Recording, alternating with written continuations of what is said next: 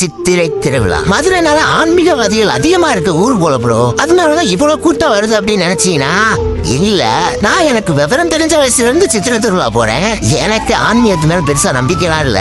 அப்புறம் ஏன் ப்ரோ போறீங்க அப்படின்னு கேட்டீங்கன்னா bro it's not an function, it's our emotion. நான் ஓப்பன் சேலஞ்ச் பண்றேன். அழகர் ஆத்துல இறங்குறதுக்கு முன்னாடி நாள் நைட்டு மீனாட்சி அம்மா கோயில் இருந்து பாருங்க, அப்பதான் புரியும் ஏன் மதுரையை தூங்க அழகணும் அப்படின்னு நினைக்கிறாங்கன்னு. உங்களோட கண்ணுல ஒரு சொட்டு தூக்கத்தை பார்க்க முடியாதுங்க. யோசிச்சு பாருங்க, 3 டிஸ்ட்ரிக்டோட மேலதாலும் ஒரே இடத்துல இருந்தா எப்படி இருக்கும்? ஆமாங்க, அழகருக்கு தண்ணி பீச்ச போற எல்லாருமே மீனாட்சி அம்மா கோயிலோட டான்ஸ போட்டு தண்ணியை பீச்சிட்டு தான் போவாங்க. சும்மா 3 டிஸ்ட்ரிக்டோட மேலதாலும் நாடா விட்டாலும் தன் தசையாருன்னு சொல்லுவாங்க. அதை நீங்க அங்க ஃபீல் பண்ணுவீங்க. அப்படியே காலை பிடிய நெருங்க வைகை ஆத்து பக்கம் ஒரு பாட்டு கேட்டுக்கிட்டே இருக்கும். அந்த கள்ளக்கபடம் இல்லாத மதுரைக்காரங்க ஆடுற ஆட்டத்தை பார்க்க 2 கண்ணு பத்தாதுங்க. பார்க்கணும் இப்போ இந்த ஆட்டம் ஆடுறாங்களே இல்ல அழகர் அந்த இடத்துல என்ட்ரி கொடுத்துட்டா நீங்க என்ன பண்ணுவாங்கன்னே தெரியாதுன்ற மாதிரி இருக்கும். உங்க எதிர்பார்ப்பு கொஞ்சம் கூட குறையாத ஒரு சம்பவத்தை நீங்க பாப்பீங்க.